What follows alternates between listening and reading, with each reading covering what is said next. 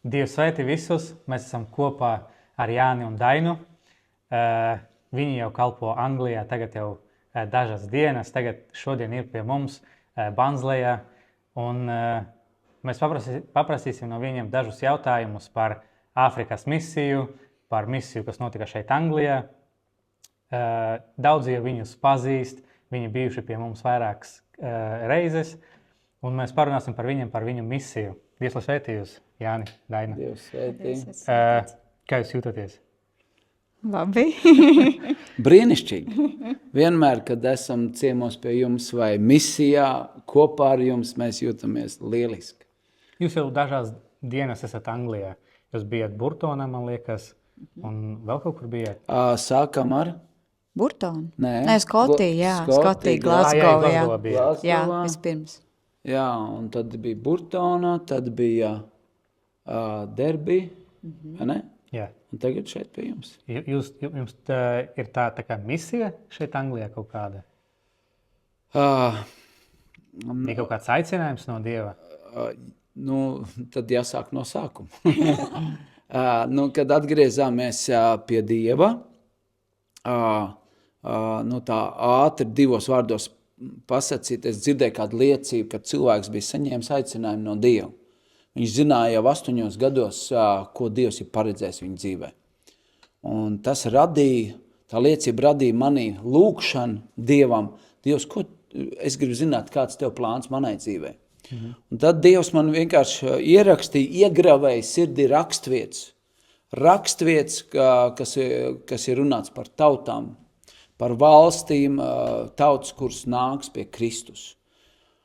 Un tad pienāca tas brīdis, kad es bildināju savus sievas, un tad sanāca man pieminēt viņas vecākiem, kas ir Māra un Marta, šo rakstvietu par to, ko Dievs bija runājis man.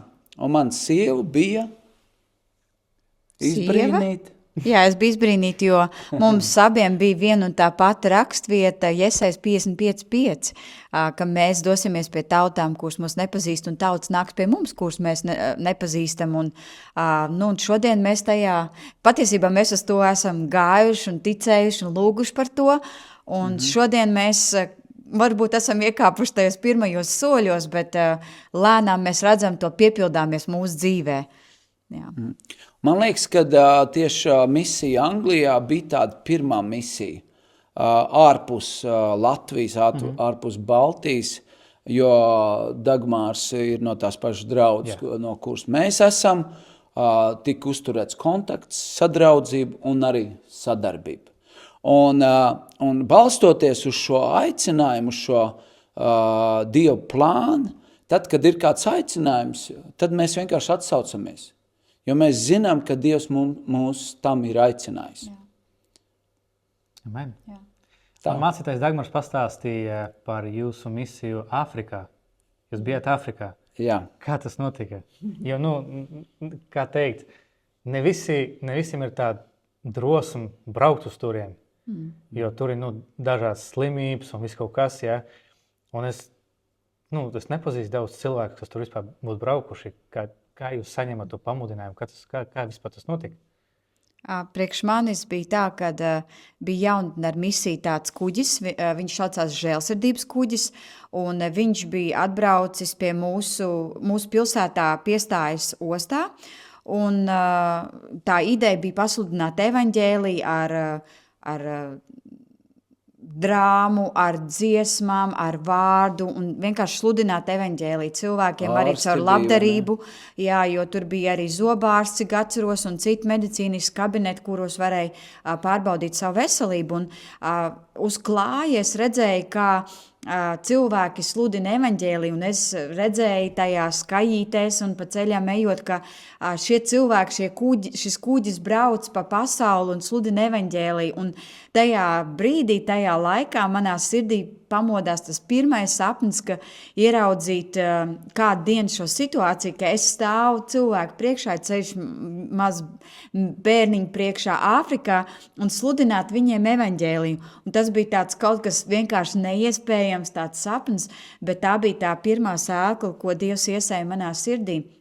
Bet pagāja samērā ilgs laiks, apmēram 10-15 gadi, kad mēs uzņēmām draudzē vienu pravieti, un dievkalpojums jau gāja uz beigām, mēs kāpju lejā, un mums uzdot jautājumu tādu pravietisku, vai jūs brauksiet uz Āfriku? Un es atceros sevi, vismaz personīgi smējamies, tagad Sāra smējās, kad Ābrahāmam Dievs caur eņģeļiem pateica, ka tev būs dēls.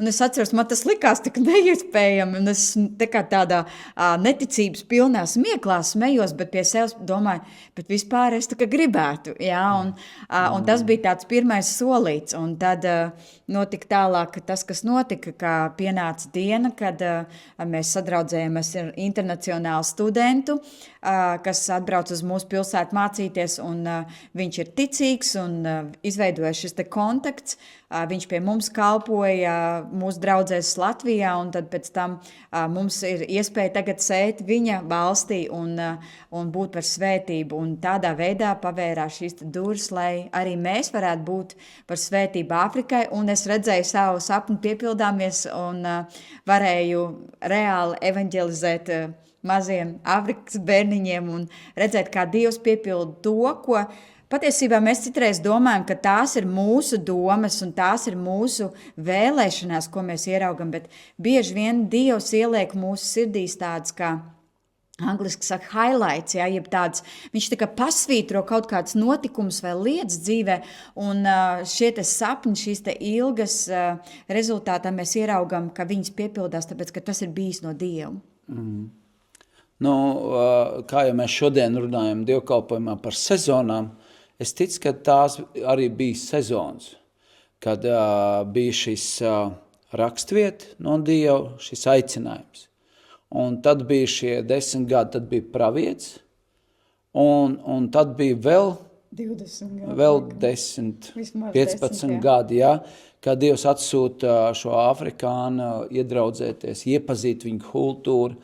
Viņš palīdzēja mums kalpot vietās, kur mēs kalpojam apkārt draudzēs, un mēs sākam uzticēties viņam, viņš sāk uzticēties mums. Un tad nāca šis piedāvājums. Ja, un viņam bija vairāk sirdī projekti, bet šis projekts kaut kādā veidā atsaucās mūsu sirdīs, jo mēs bija gatavi pat nebraukt uz turieni, bet vienkārši ziedot, lai viņiem būtu tas ūdens tajā vietā.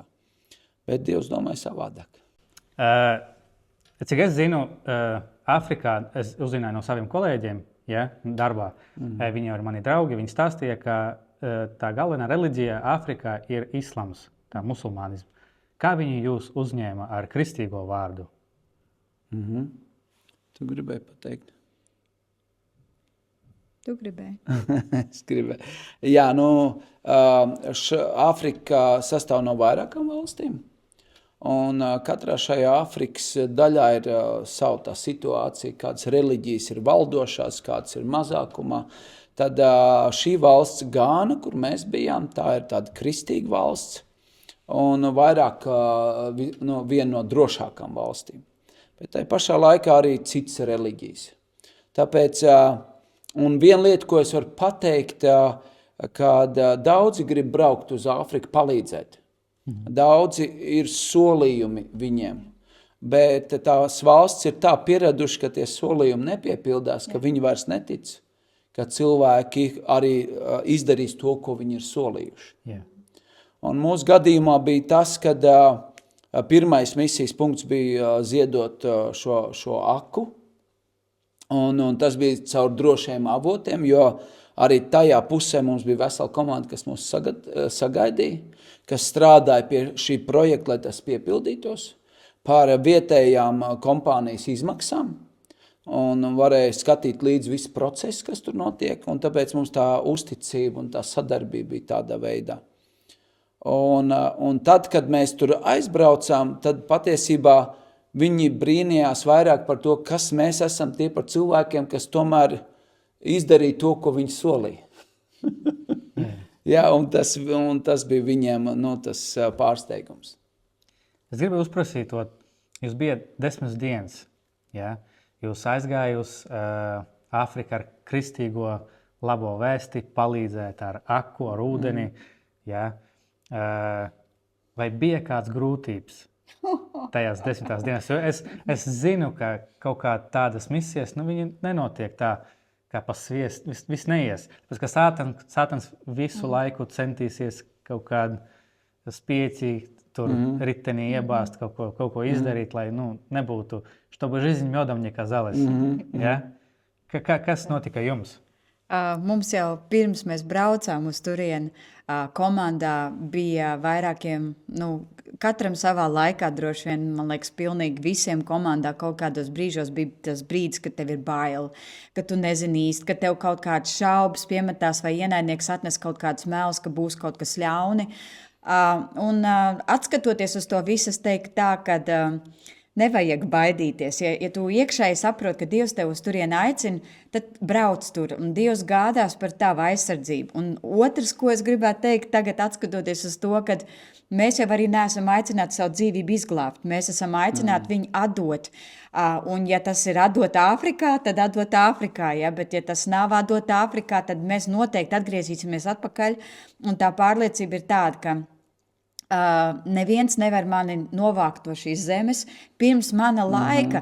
Man ir Dieva dots uzdevums, Dieva dots laiks, un tāpat kā Jēzum bija, ka viņi gribēja nogāzt no kraujas, viņi nevarēja nogāzt no tās kraujas lejā, tāpēc, ka Dievam ir plāns, un lai ko ienaidnieks vai cilvēki gribētu, Dievam ir savs plāns, kur viņš vēlas īstenot mūsu dzīvēs. Bet arī uz vietas, mīļie, pirms braucot, garīgās iekšējās cīņas, visādi notikumi, kas it kā grib izšaubīt tev no tā, bet arī aizbraucot uz vietas, apstākļi ir pilnīgi atšķirīgi, un mēs iemācījāmies novērtēt, ko nozīmē krānā ūdens, ko nozīmē spiediens ūdenim, ko nozīmē augsts un silts ūdens dušā, ko nozīmē vispār, ka ūdens tek dušā, un tāpat arī kultūra ir pilnīgi atšķirīga. Kaut kādos brīžos tu jūties tā kā varbūt mazliet neaizsargāts, bet pirmajā vakarā jau mums bija piedzīvojumi. Mēs aizbraucām uz turienu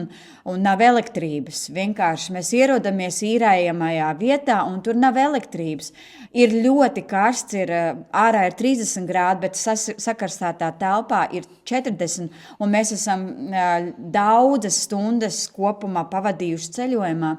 Nākamais ir tumšs vakarā un attaisot durvis, protams, visi moskīti, par ko visi zina, un mēs arī bijām sabiedāti, tie visi ir telpā, un mēs jau sākam domāt par malārijas tabletēm, ka vajadzētu tāds lietot, jo mums pabrīdināja, ka vajag. Nākamais, mums nav ūdens.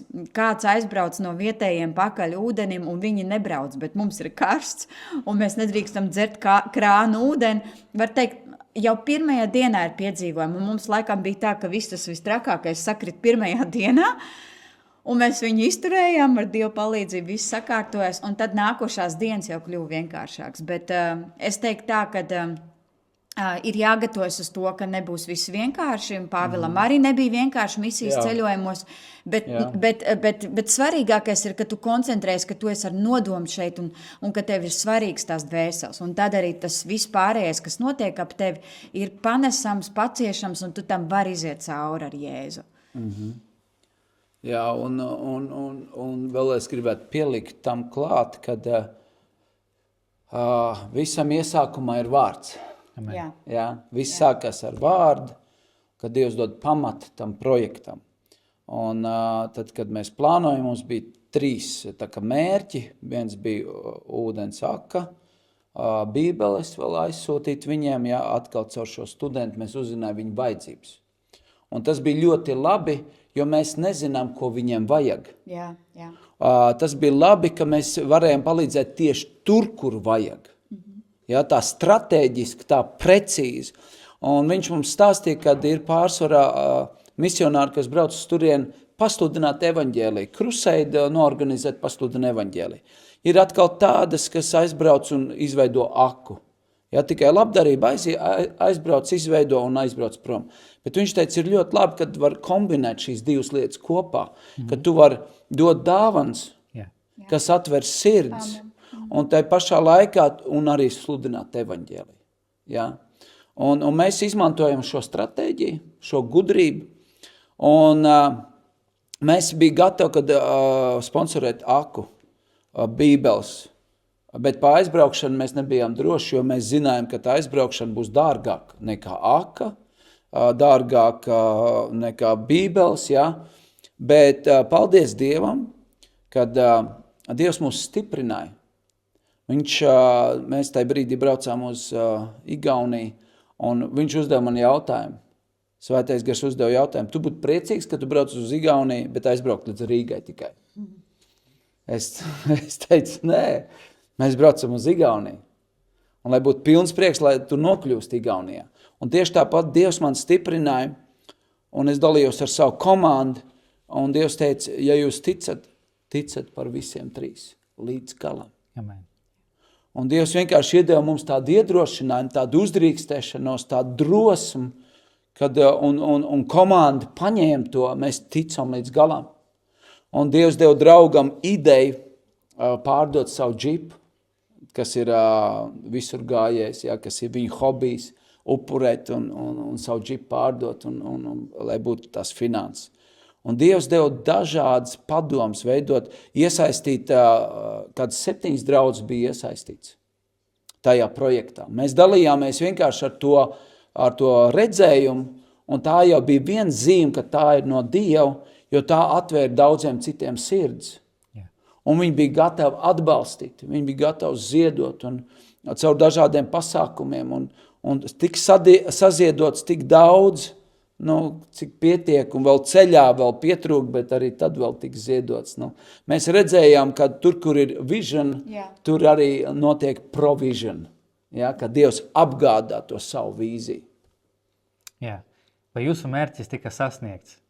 Vai tā aka bija uzcelta, un vai bija atgrieztās dvēseles, kas pieņēma Jēzu?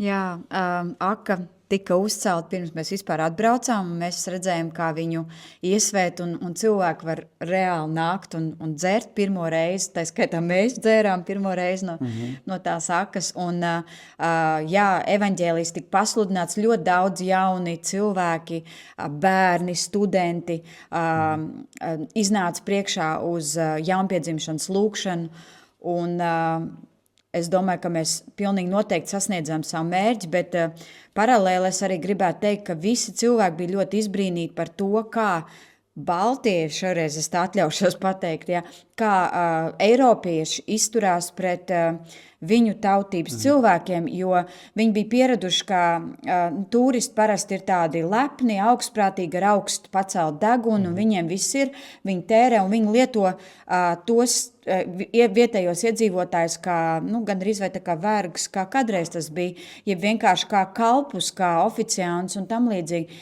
bet mēs ļoti gribējām, lai viņi ierauga Kristus mīlestību mūsos, un mēs priecājamies, kad guvām šo te atgriezenisko saiti, ka viņi pirmo reizi redz tādus eiropiešus, kas grib ieklausīties tevī, kas grib dzirdēt tavus domas, kas samīļo vispār, ja, kas aizlūdz, kas grib runāt viņu valodā, un kas atnes šo te aku, mums ļoti bija liela lūkšana, pirms mēs aizbraucam, Dievs dod mums mīlestību šiem cilvēkiem, ka viņi varētu mūsos redzēt Kristu.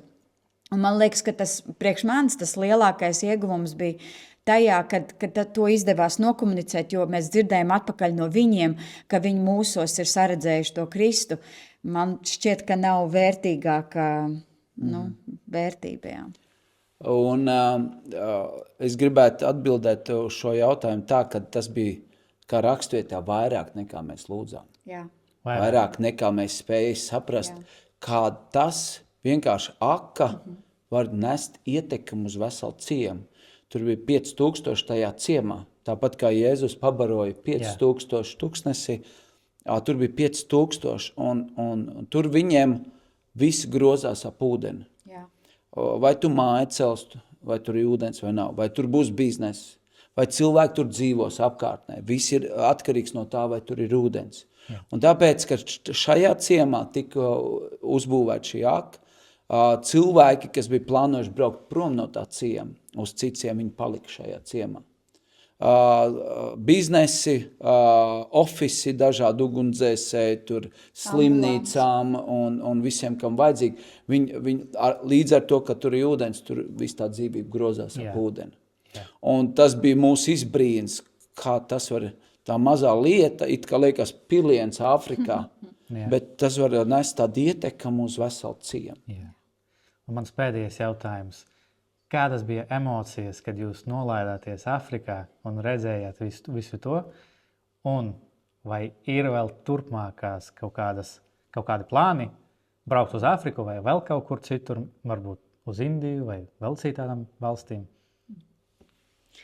Pirmās emocijas nolaižoties bija, ka ir ļoti karsts. Ļoti karsts tur. Un patiesībā pirmajā dienā es neko, bet tad, kad mēs devāmies uz to ciematu, kur bija tā aka, ir grūti izskaidrot, kādi ir ceļi Āfrikā, bet viņi ir tādi, apmēram, kā šobrīd tur notiek remontdarbi, un neviens neko neizlīdzina, un tu pa tādiem brauc. Mums 2 stundu apmēram brauciens bija 6 stundas. Fiziski tas bija ļoti sarežģīti, bet es jūtu savā iekšēnē, ka man sāk burbuļot prieks. Un visi apkārtējie, kas ap mani komandā bija, viņi arī varēja redzēt, ka es jocīga palieku.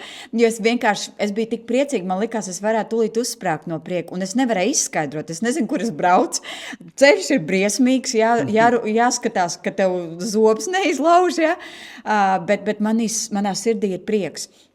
Un tā kā es varētu teikt tā, ka es iemīlēju Āfriku un es noteikti gribētu tur doties atkal no jauna. Patiesībā es pat sāku apspriest un izvērtēt ideju uz short-term missions braukt, ja, jo ļoti, ļoti svētīgs laiks un arī ļoti liela atsaucība bija no tiem cilvēciņiem, kas bija apkārt. Bet mūsu aicinājums ir ceļot un būt tautās un būt tur ar Kristu. Un es teikšu tā, ka, ja stāvvietā stāv mašīna, tad viņi nevar izkustināt. Bet, ja mašīna ir ielikusi vismaz neitrālajā, tad ir cerība, ka tu kaut kur arī Dievs tev varēs vest kaut kur. Un es saku, Dievs, ieliec man lūdzu neitrālajā, lai jebkurā brīdī, kad tu man kaut kur aicini braukt vai iet vai kaut kur būt, pat uz vietas, vietējā misijā manā pilsētā, lai es būtu gatava to darīt. Jā. Un mums jau ir tāds mazs plāniņš jau. Pirms mēs atgriezāmies no pirmās misijas, mūs sazināja cietuma kalpošana. Un tur tāds no kāda valdības vīriem, jeb atbildīgiem tieši par cietumiem. Un atkal tika sazināts, ka tās centrālās cietums, kur ir pilsētas tuvumā visvairāk, ir misionāri, visvairāk kalpo. Bet ir kāds attālāks no centra nost, kur nav nemaz tik daudz cilvēku, kas brauc uz turieni. Un mums jau ir plāns nākamgad, ap marta apmēram, ja, tāds braukt uz turieni un mērķtiecīgi tieši braukt uz cietumiem, cietumu kalpošanu. Un mēs runājam par to, mums bija kāds 3 versijas, un arī lūdzām, mēģināja saprast, Dievs, kur tu gribi iet, pa priekšu, jā, jo mēs negribēja pa inerci braukt atkal un atkal. Vienkārši saprast no Dieva, ko vajag tur izdarīt. Un tad Dievs mums deva vēl kāds cilvēks, kuri arī kalpo cietumā, neapzinoties. Ir vajadzība, un Dievs iedeva mums pazīstams cilvēks, kas arī iespējams brauks līdz ar mums. Un tāpēc, ja kādam sirdī tas atsaucās, lūdziet par to, atbalstiet, esiet kopā ar mums, jo mēs gribam piepildīt viņa gribu un viņa plāns. Jā. Es gribētu jūs paprasīt uzrunāt skatītāju šī kamerā, tāpēc, ka varbūt mūs skatās cilvēki, kas arī ir domājuši braukt, bet šaubās. Jūs jau bijat tāda misijā, un jūs tagad esat misijā Anglijā. Jums ir kaut kāda jau pieredze. Varbūt jūs varat uzrunāt cilvēkus, lai viņi nešaubās un nebaidās to darīt Dieva labā. Kā jau es teicu, ļaujiet Dievam darīt caur jums to, ko Dievs ir paredzējis caur jums darīt. Ielieciet tai neitrālajā un ļaujieties Dieva vadībai, kur viņš jūs vadīs. Tas var būt tepat blakus jūsu lielveikalā, tas var būt citā pilsētā. Būsim uzticami mazās lietiņās, un viņš mūs vedīs arvien tālāk, un uzticēs arī valstis. Un Dievvārds saka, prasi man, tad es tev došu tautas par īpašumu. Un vēl Dievvārds saka to, ka lūdziet pļaujas kungam, lai viņš izsūta pļāvējas kalpošanas darbā.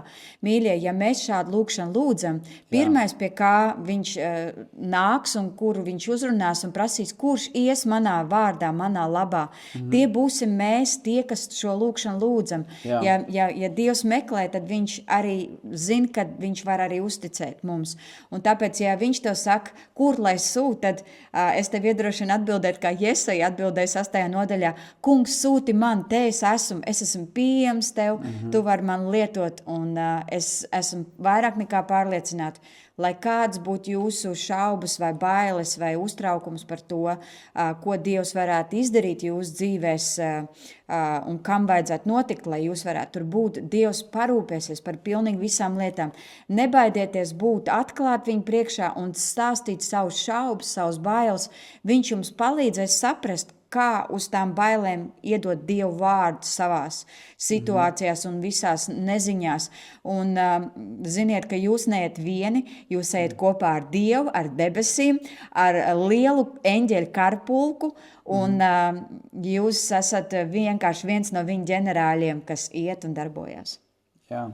Mums arī ir viens komandas biedrs, kas bija pirmajā ceļojumā, arī šaubījās un bija nedrošības sajūta. Un Dievs zina, pazīst katru sirdi. Un Dievs deva viņai vārdu. Dievs deva viņai vārdu sekot tiem, kas tic un iemanto apsolījumus.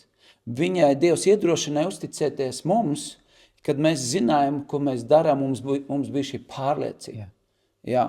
Un tāpēc arī man tāds iedrošinājums arī tiem, varbūt jūs neesat tie pionieri, kas pirmie brauks, bet aizbrauciet kādiem līdzi. Jā. Un mēs, kur mēs visur runājam, mēs nezinām, kuriem ir jābrauc nākamreiz. Lūdziet Dievu, mēs esam atvērti. Ja jums ir jābrauc, ja Dievs liek jums braukt, jūs brauciet uz turieni. Ja jums ir jālūdz, jūs lūdziet. Kāda ir jums daļa? Es nezinu, tā nav mūsu misija, tā ir viņa misija. Amen. Jā. Jā, paldies visiem, ka jūs noskatījāties video līdz beigām. Un, ja jūs gribētu varbūt sponsorēt, es varu aicināt sponsorus. Ja jūs gribat sponsorēt Dainu un Jāni, tad sazināties ar viņiem. Viņi ir atrodami Facebookā, un es ierakstīšu viņu kontaktus video aprakstījumā. Un ja jūs vēlaties no sirds ņemt dalību un arī braukt uz Āfriku, es ticu, ka jūs varat sazināties arī ar viņiem un varbūt sataisīt lielāku komandu un braukt kopā. Ja? Tāpēc, ka Dievs, lai svētī visus, paldies, ka skatījāties, un līdz nākamajai reizei.